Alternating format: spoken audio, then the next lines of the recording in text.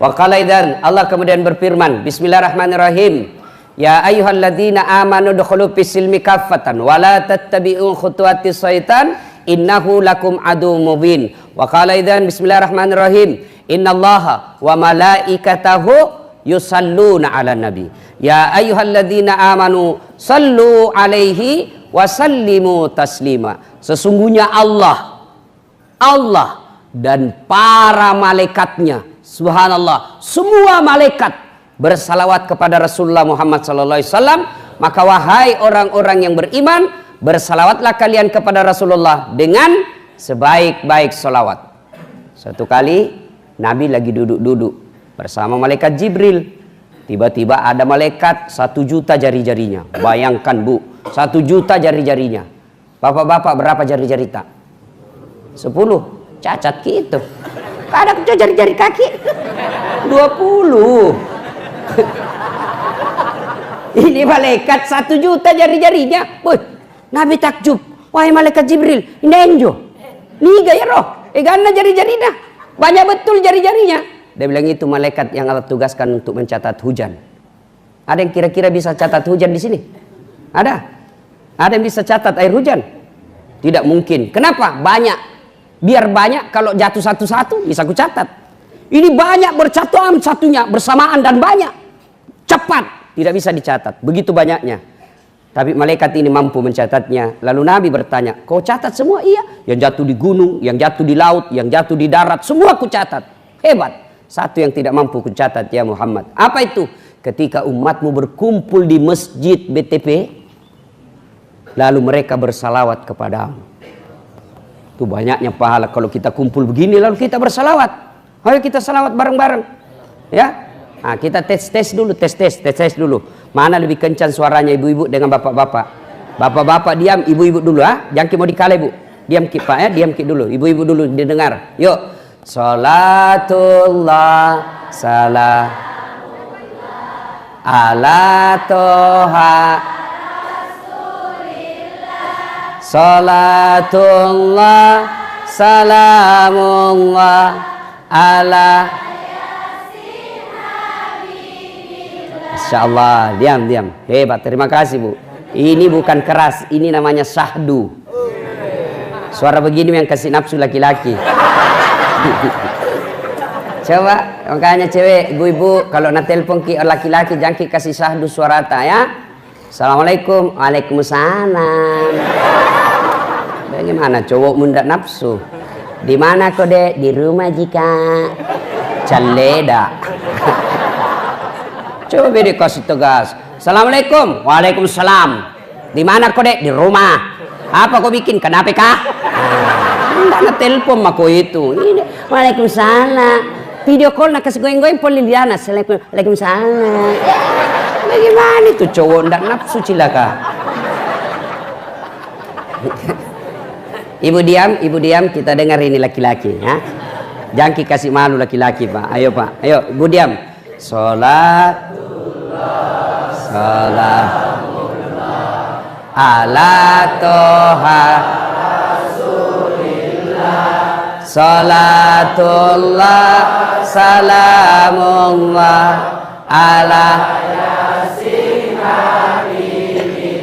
Alhamdulillah bisa dibedakan mana suara laki dan perempuan toh? Bisa toh? Biar kita tutup mata tak dari jauh. Oh ini orang tua yang bicara. Nyanyi. Oh ini anak-anak. Oh ini ibu-ibu ini.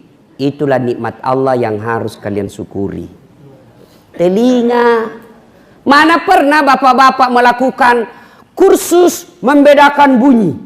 Tidak perlu. Itu Allah kasih kau telinga lengkap dengan sensor, dia bisa bedakan mana bunyi HP, mana bunyi kentut. Tidak perlu kau belajar. Itu nikmat. Makanya setiap ada pengajian, Ustadz selalu ajar kita bersyukur kepada Allah. Salah satu syukur itu Allah kasih kita telinga, dia bisa bedakan mana bunyi handphone, mana bunyi ketea, mana bunyi jangkrik, mana bunyi telepon, bisa dibedakan. Dan hebatnya lagi nih telingamu tempatnya proporsional, bagus tempatnya. Bagaimana repotnya seandainya dibawa telinga satu, di sini satu, dibawa ketek satu. Halo, yo. Di mana kok? Di rumah ji. Toh, nah, maka kita selalu bersyukur. Alhamdulillahirabbil alamin. Ibu bapak, saudara-saudara sekalian yang saya hormati, berat sekali saya mau ceramah hari ini. Kenapa? Panitia kasih saya waktu satu tempat, 3 judulnya. Kokohkan akidah, 1 memang nih. Rawat uhuah, 2. 3. Raih kemuliaan. 3. Baru honornya 1.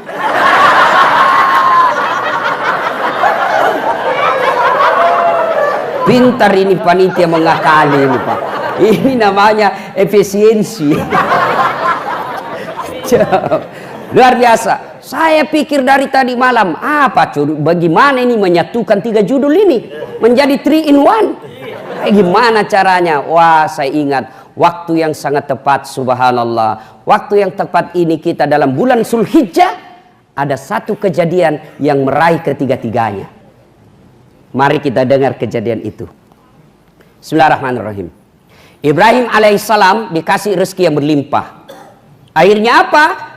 Wah, dia bersedekah, memotong binatang kurban kalau istilah sekarang. Berapa? 100 ekor onta, 300 ekor sapi, 1000 ekor domba. Bayangkan, 100 onta, 300 sapi, 1000 domba. Kalau diuangkan sekarang 25 miliar. Ada orang pernah di BTP bersedekah 25 miliar. Kuliah saja celengannya tadi lancar. Tidak pernah singgah-singgah. Apa kok? Waktu berlalu, hari berganti, tahun bertukar. Puluhan tahun kemudian muncul usulan dari istrinya. Ibrahim menikah dengan Siti Sarah. Bertahun-tahun tidak ada anaknya, berpuluh-puluh tahun tidak ada anaknya. Siti Sarah ajukan proposal. Bang, kamu kan nabi, perlu ada penerus perjuangan. Kalau abang tidak punya keturunan, siapa yang melanjutkan risalah dakwah? Maksudmu dek, kawin maki lagi. Ndak enak kau bilang. Jangan, ini takdirku. Kalau Allah tidak kasih ke anak, ndak apa-apa. Saya ikhlas ji. Diturut nikah ki bang, perlu ada anak tak? Jangan maki sayang, ndak apa-apa. Nikah ki. Luar biasa Ibrahim Pak, dipaksa nikah ndak mau. Kita dilarang coko-coko. Itulah hebatnya Ibrahim. Masya Allah. Paksa. Akhirnya Ibrahim mengalah. Baik nih Pale, terserah nih. Siapa miku nikahi? Ternyata Siti Hajar bilang, jangan maki jauh-jauh. Itu mau budak tak? Budak, beda pembantu. Kalau pembantu di rumah digaji, cerewet. Tiba-tiba ndak senang, berhenti kak toh, itu haknya. Namanya pembantu, ada gajinya, dilindungi.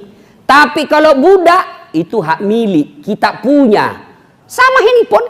Kalau bapak punya handphone, kan bapak punya. Mau direndam di air, mau dipakai melempar, mau dibanting, terserah. Kenapa? Saya punya. Kenapa kau banting HP-mu? Kenapa? Khusus saya kok, saya punya. Itu namanya budak. Ini Siti Hajar, budak. Dia bilang Siti Sarah, ya bawan na tuhe, budae, mupu bene. Lahir, Ibrahim alaihissalam menikah dengan Siti Hajar, lahir anaknya namanya Ismail. Inilah keturunannya orang Islam.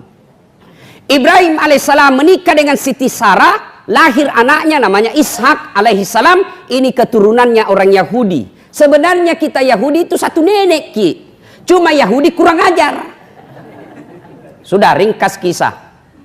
Ketika usianya Ismail dalam Quran dijelaskan tidak berapa jumlahnya, berapa tahun.